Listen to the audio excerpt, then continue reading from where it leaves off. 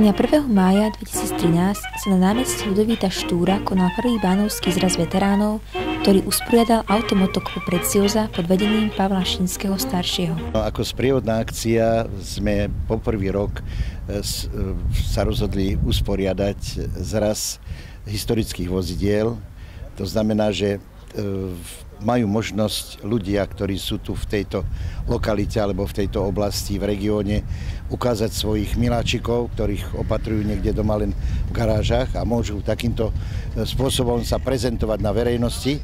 A myslím si, že prispieje to aj k oslave 1. mája, ktorý prakticky predpokladá, že tieto vozidlá sa vydajú na spanilú jazdu a prejdú cez námestie, cez historickú časť námestia a potom budú pokračovať v spanilej jazde. Historické vozidlo je mechanicky poháňané vozidlo, ktorého vek je minimálne 30 rokov a je udržiavané, ale nie je vhodné na denné používanie. Dá sa povedať, že je to dosť organizované buď cez Slovenskú motocyklovú federáciu, alebo cez kluby, ktoré už existujú.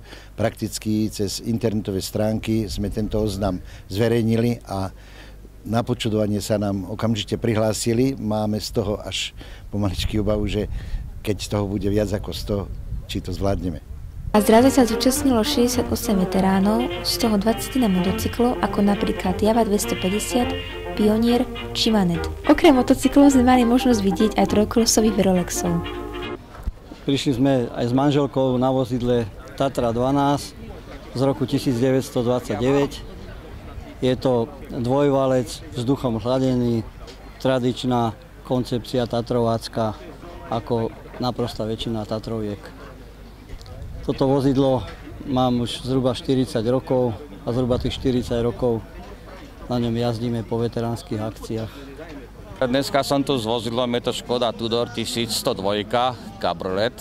Je to rok výroby 1950, má to obsah 1089 kubíkov. Ako je to z 50. roku. Renoval som asi 2 roky a už jazdíme cirka 10. sezónu. Získali sme medzi tým 2-krát majstra Slovenska v časovkách na historických vozidel a nejaké 3., 2. miesta. Hodne sa súčasťujeme po akciách po Slovensku, v podstate skoro každý výkon sme niekde.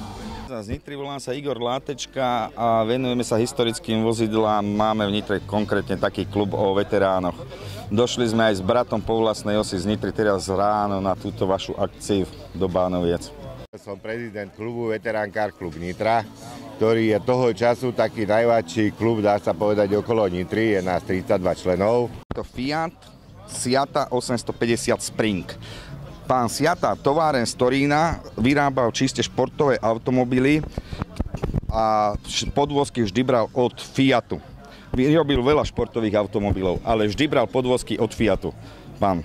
A konkrétne táto Siata 850 Spring bol jeden z posledných modelov z tejto fabriky, ktorá bola vyrobená a potom bola už zrušená.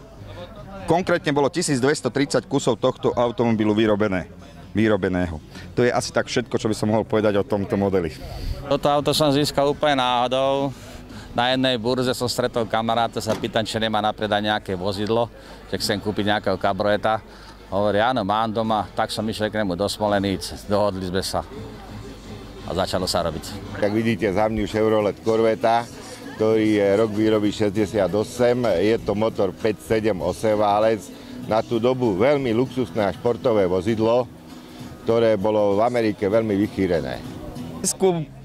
Tento jeden zreštaurovaný ešte jeden kamarát priniesol jeden, ten je v takom horšom stave, ešte nie je spravený a v Čechách, čo mám poznatky, tam sú 2. Týchto vozidiel je na Slovensku okolo možno 40-50, ale akože hodne sú veľmi pekne porobené vozidlá, niektoré sa reštaurujú ešte. Tak momentálne mám len tohto Tudora, ale mám ešte ČZ 175 Skutra z 58.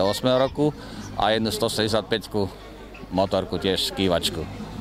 Konkrétne stojíme pri automobile BA64B, ktoré bolo vyrábané v roku 1941 ako ľahký obrnený automobil pre ruskú armádu. S týmto vozidlom sa zúčastňujeme rekonštrukcie historických bojov, ktoré teraz je taká doba aktuálna, ktoré prebiehajú a čím vlastne približujeme tú históriu, ktorú vlastne treba si pripomínať i naďalej, hlavne pre túto mládež, pretože netreba na tieto veci zabúdať.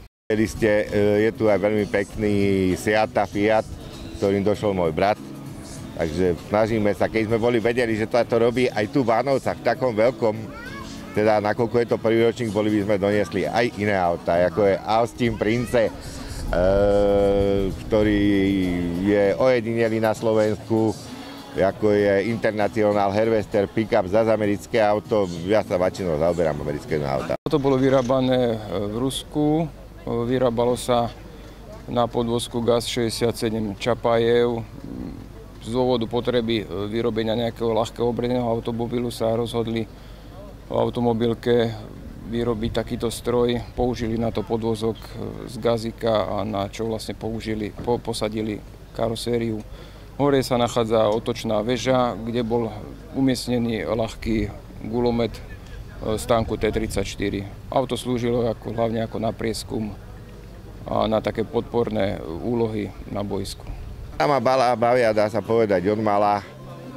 Venoval som sa tomu už ako chlapec, teda motorizmus ma baví a tým som sa vypracoval až teda tam, kde som. Tento automobil nie je originál, len nejaké časti sú z neho ako originálne a vo väčšine sa jedná o vernú kópiu, ktorá bola vyrobená pár rokov dozadu. Najviac prihlásených aut bolo československej výroby od 50. do 80. rokov minulého storočia, ako napríklad Tatra 12 alebo Škoda Tudor 1102 Cabriolet. Na námestí sme mohli vidieť aj iné svetoznáme značky Saab, Porsche, Chevrolet Corvette alebo Fiat Seata 850 Spring. Potom, ako ukázali svojich miláčikov občanom Bánoviec, či už starším alebo mladším, svoju krásu predviedli spanilou jazdou Úrovskou dolinou až do dedinky Omaslina. Návštevníkov a všetkých zúčastnených čakalo milé privítanie od pani starostky Úrovca, inžinierky Zuzany Mačikovej a pána starostu Omaslinej Viliama Kuseho. Pre malé ratolesy boli pripravené poníky ako spestrenie dňa. Po poludňajších hodinách jazda pokračovala smerom do Biskupíc, Veľkých Klievan a skončila v automotoklubu Preciosa, kde pre všetkých bolo pripravené malé občerstvenie. Druhá generácia, by som povedal, až myslíte na to nástupcov našich, alebo tak, bude asi veľmi taká obťažná, lebo jak vidíte, všetko je drahé a skutočne tí mladí ľudí nemajú na to, aby kupovali takéto vozidlo. Čo mňa ako prezidenta klubu veľmi mrzí, lebo skutočne máme malý nárast mladých ľudí. Prijal by som viac mladých ľudí a tak ďalej, len bohužiaľ. Tento automobil sme sa rozhodli stavať po tomu 3 roky už dozadu. Vyrábali sme ho sami na kolene. Predchádzalo tomu hlavne zháňanie dokumentov, výkresové dokumentácie. Chodili sme na návšteva do múzeí, kde sme si získavali všelijaké tie informácie. No a potom z pomoci priateľov, kamarádov a rôznych firiem nám podarilo tento stroj ako vyrobiť. Divácku cenu z najkrajšie auto získala Orelka z roku 1934. Ako hodnotia zúčastnení prvý bánovský ročník veteránov? A na to, že to bol prvý ročník, chlapci organizujú z Bánovec, to bolo fakt veľmi dobré, príjemné prostredie, príjemná trať a spokojný. Spokojný som s účasťou, spokojný som, že sa nič neudialo, nikto neťukol. Jedna motorka nedošla. A to je dobre, to je v pohode. Máte záujem túto akciu organizovať aj na budúci rok? Také sú plány a uvidíme, ako to všetko dopadne.